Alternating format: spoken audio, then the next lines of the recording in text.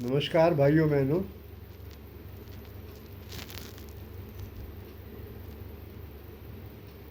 हमारे देश में बहुत प्रवचनकर्ता हुए हैं।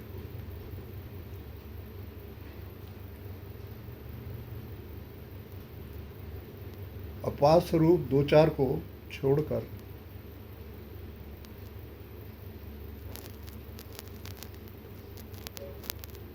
बाकी सब प्रवचन देने वालों को पता नहीं क्यों क्यों ये बीमारी लग गई है कि वो अध्यात्म के गूढ़ तत्व को संसार के उदाहरण से समझाना चाहते हैं।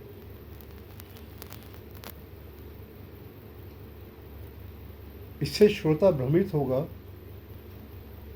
और एक खंड अध्यात्म को ही पकड़ पाएगा और हमें अखंड अध्यात्म की बात करनी है।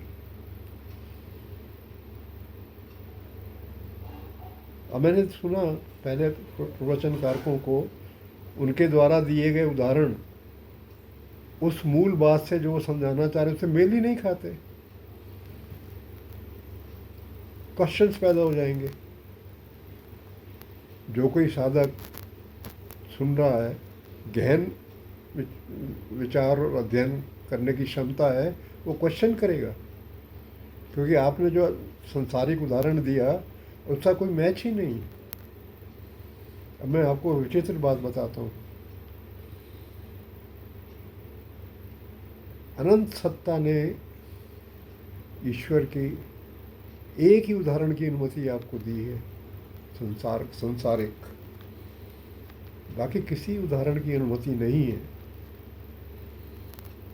अगर आप जैसे अध्यात्म में ये समझाना चाह रहे हैं कि आत्मा परमात्मा में लीन हो जाएगी,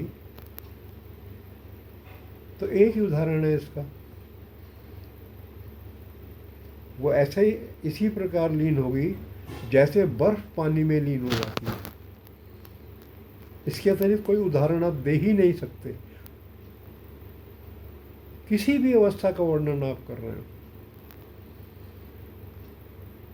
जहां आपने उदाहरण दिया, उदाहरण देने वाला भी नहीं समझ रहा उस तत्व को और सुनने वाला भटक जाएगा। अगर आप वही उदाहरण देंगे जिसकी अनुमति ईश्वर आपको देते हैं, वो यही है।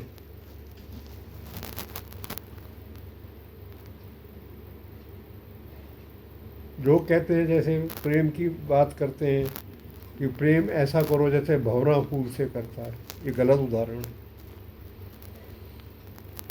कोई जानता है कि भंवरा फूल के ऊपर क्यों आता है? क्या मालूम है उन्हें? वो फूल पर प्रेम की वजह से आता है या उसका पराग रस चूसने के लिए आता है, अपने भोजन के लिए आता है? लेकिन हमने इसको प्रेम से जोड़ दिया, क्योंकि उदाहरण ही आप दे ही नहीं सकते। उदाहरण आपको मात्र एक ही बचा है, पूरे समुद्र में एक ही बूंद है जिसका उदाहरण आप कहीं भी दे सकते हैं। प्राप्ति ईश्वर की, अर्थात जैसे बर्फ़ का पानी में मिल जाना। इसके अतिरिक्त कोई उदाहरण है ही नहीं। श्रोता बार बार ऐसे उदाहरण वाले सुनते हैं तो नीरस भाव आने लगता है, रस उनके भीतर से जाने लगता है। आपको एक चीज़ पकड़ा दी है भगवान ने, उसका इस्तेमाल करें। अब आप कहीं जैसे पानी में नमक डाल दिया, वो तो दूसरा तत्व हो जाएगा। पानी में जब बर्फ़ डालेंगे तो पानी ही बन जाएगी, यानी आत्मा जब परमात्मा से मिलेगी तो परमात्मा ही बन जाएगी। यहाँ पे आप कोई दूसरा उदाहरण नहीं दे सकते।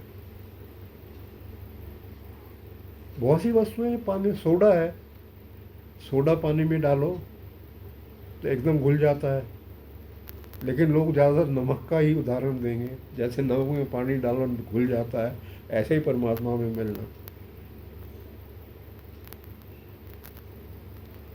भ्रमित हो जाएगा श्रोता। तो प्रवचन देना बहुत जिम्मेदारी की बात है। जो प्रवचन करता प्रवचन दे रहा है, उस प्रवचन के गूढ़ बिंदु को उसने पकड़ा हुआ है, तो वो एक यही उदाहरण दे सकता है कि जैसे बर्फ को पानी में डाला और पानी बन गया। धन्यवाद। जय राधा कृष्ण।